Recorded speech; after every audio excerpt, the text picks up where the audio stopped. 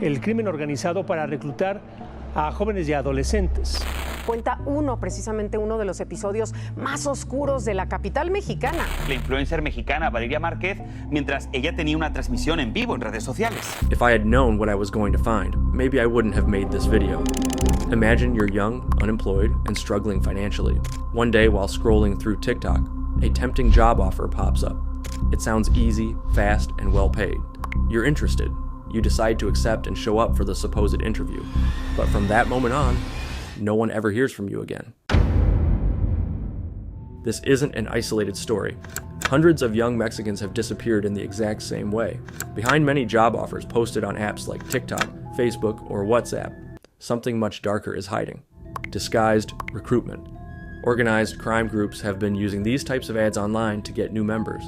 The most disturbing part is that once you're in, getting out is not an easy option. Mexico has over 125,000 missing people. We're talking about official numbers. Something similar happened to a young man we'll call Luis, for anonymity. In 2022, he was looking for a job online until he found a Facebook post that caught his attention. A company was looking for a security monitor, offering a weekly payment of 3,000 pesos, around $150, pretty decent for what Luis was used to. He messaged them. They asked for his documents, and they sent him an Uber so he could go to the interview immediately. They gave him a medical exam, an eye exam, and a physical test. Everything a legitimate registered company would do. At that point, you'd never imagine it was a trap. They told him he needed to complete a quick 3-day training as part of the hiring process for the security monitor position. Everything seemed normal. He and 15 other men were welcomed and then loaded into a van. But after that first ride, everything changed, and things got very dangerous. Within minutes, they were transferred to another van and told to keep their heads down and not speak. During the trip, they were taken from Jalisco to rural areas of Nayarit, being moved from vehicle to vehicle along dirt roads. Luis had no idea where he was. Eventually, in a remote house, after hours of driving and being switched between cars, they told him he was there to be trained as a secondary operative for the Jalisco New Generation cartel. They took me down a dirt trail, Luis later recalled. When they arrived at the safe house, Luis and the others were forced to hand over their cell phones, IDs, and anything they had on them. And to make it absolutely clear who was in charge, they made them strip naked and do squats while they inspected them, like they were merchandise. The daily routine in the house included cleaning and learning about physical violence. The men were forced to memorize cartel codes, how to load guns, and what to do to defend themselves. They made us study them. Code 14, chest to the ground. Code 15, exposed shooting position. Everything was codes, and you had to do it immediately or they'd hit you with a board. While Luis was there, everything was extremely controlled. He had to ask permission for anything, no matter how small. Drinking water, going to the bathroom, grabbing a broom. Obviously, this was part of the psychological game to strip them of freedom and break them mentally. After several days locked up and undergoing forced training, the men were told they were ready to be cartel hitmen. They were informed that they'd be taken to a special camp called La Escuelita, where they would receive advanced weapons training and instructions on the tasks they had to carry out.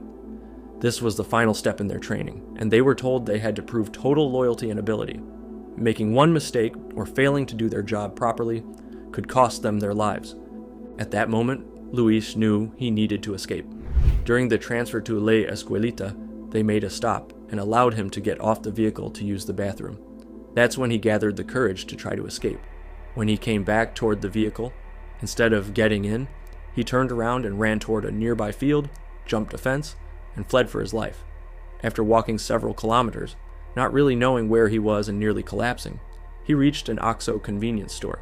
He asked the clerk if he could use the phone and, without filters, told him everything he had gone through. The clerk, seeing the condition he was in, gave him 100 pesos so he could catch a bus back to Guadalajara. When he finally got home and reunited with his family, he knew he couldn't stay there. He feared the cartel might find him. He talked with his mother, and they decided to move somewhere else. They sold their house and went to a new and unknown place to avoid any problems with the cartel.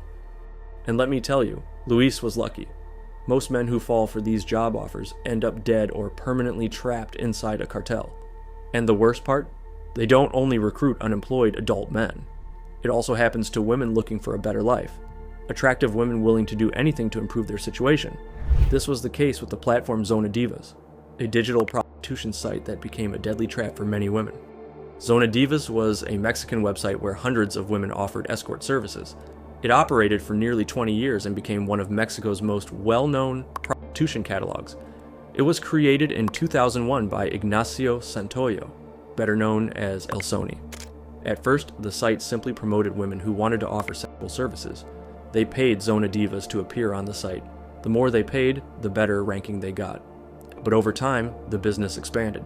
They began recruiting women through companies they registered as modeling or promotional agencies. Any attractive woman they found online, especially from countries like Colombia or Venezuela, they would contact, claiming they were looking for models or promoters for events, offering housing, food, and transportation included. They painted it as a dream job. The idea was simple. They bought the plane ticket to bring the woman to Mexico. Once she arrived, they provided a place to stay and food while she earned enough money to pay off her debt and become independent. Many women knew they would be doing sexual work, but others had no idea.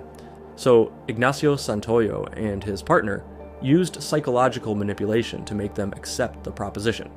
As soon as the women arrived in the country, they were placed in tiny rooms or 60 square meter apartments where they had to live with 10 or more women. That's when the nightmare began. They took their passports and told them they had a debt of 96,000 pesos, about $5,000. It supposedly covered the flights, housing, transportation, photo sessions, and advertising space on zonadivas.com. The women were forced to work long hours, move from hotel to hotel and from man to man, sometimes doing up to 10 services per day. They were given fake debts, charging them much more than they actually owed, increasing the total little by little. Candace Miller, one of the women who managed to escape the hell of Zona Divas, explained if they charged $2,500 per service, they deducted $400 for the taxi, $700 for food, and another $1,000 as commission for appearing on the site. What was left for them? Nothing but crumbs. They slept in apartments that looked like prisons disguised as model houses. Bunk beds, one on top of the other, no privacy, no dignity. Each woman living there had to pay 7,500 pesos in rent, even though the entire apartment cost only 10,000. In other words, they were drained financially in every possible way to ensure they could never pay off the debt. And even when some women managed to clear what they owed, they weren't always set free. Many were still forced to keep working. That was the case of Wendy Vanesca, a Venezuelan woman, who 3 months after paying off her debt, was still being charged for absurd things.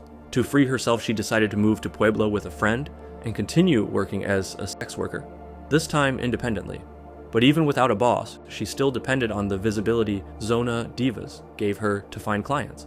El Sony realized she was no longer working for him, and as punishment, he blocked her from the platform and threatened her. He told her, "If you won't follow my rules, you should leave the country or face the consequences."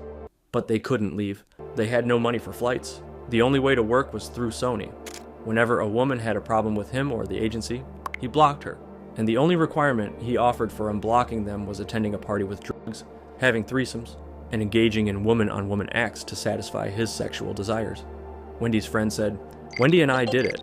We went to a party with Sony, and that day we had to have sex with him, without protection. It was the only way we could work."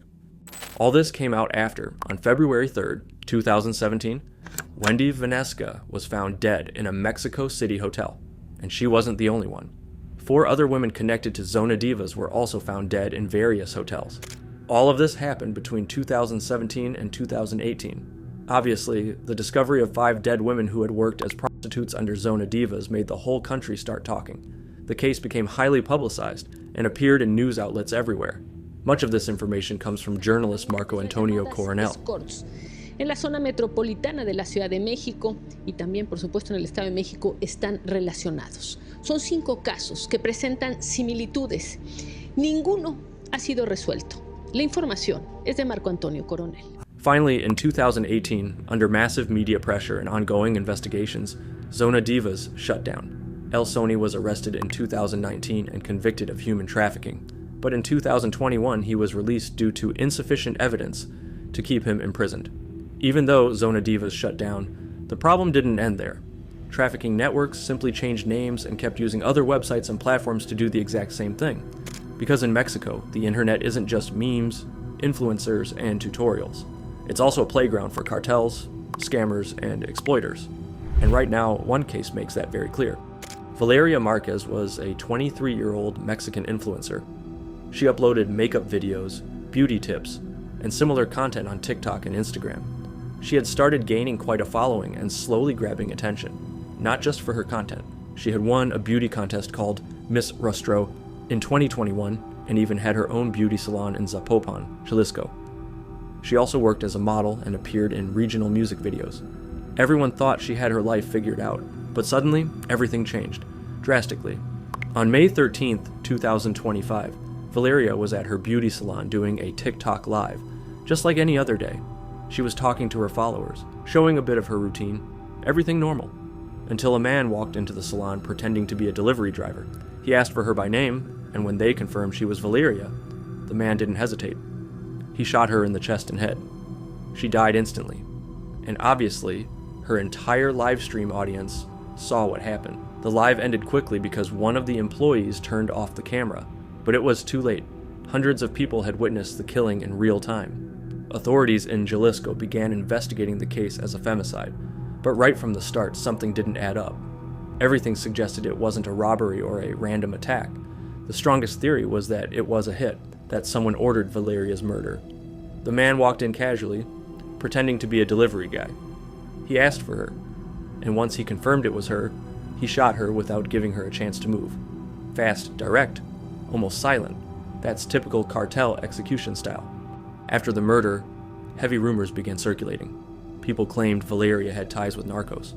The name that came up the most was Ricardo Ruiz Velasco, better known as El Doble R, a major figure in the Jalisco New Generation cartel, one of the most dangerous criminal groups in Mexico. To this day, authorities haven't confirmed anything, and Valeria's family denied she was involved in anything illegal. But the speculation didn't stop. People wanted answers, and the rumors became part of the case, to the point where even the media amplified it. Police also began closely examining the people who were with Valeria that day. One was her friend Vivian de la Torre, who had been with her right before the attack. Another was Erica, the employee who turned off the camera as soon as the shots were heard, supposedly to stop the live stream from continuing. Authorities believe one of them might know something or possibly even be involved in the killing, but so far there's nothing concrete. Everything remains full of doubts and theories. The most disturbing part of all this is not just the violence or the fact that it happens online. It's the normalization, the way horror disguises itself as opportunity, as work, as promise. In Mexico, the internet stopped being just a place to connect.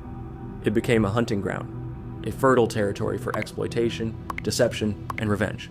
Today, a simple job ad can take you straight to hell. A TikTok live can capture your final moments, and a website can hide trafficking networks, where human dignity means nothing. Mexico isn't the only country in Latin America with this dark side, but what happens here cannot be ignored. Because while some celebrate technological progress thanks to the internet, others are using it to destroy lives. And all of this is nothing compared to what I found on the dark side of the internet in Mexico. If you want a part 2, leave it in the comments. And that's all for today. Thanks for staying until the end of the video, and sorry if my pronunciation of Spanish words wasn't so good. I'll do better next time. If you'd like me to explore the dark side of the internet in another country, let me know in the comments. The comment with the most likes gets the next video. Thanks for everything, and see you in the next one.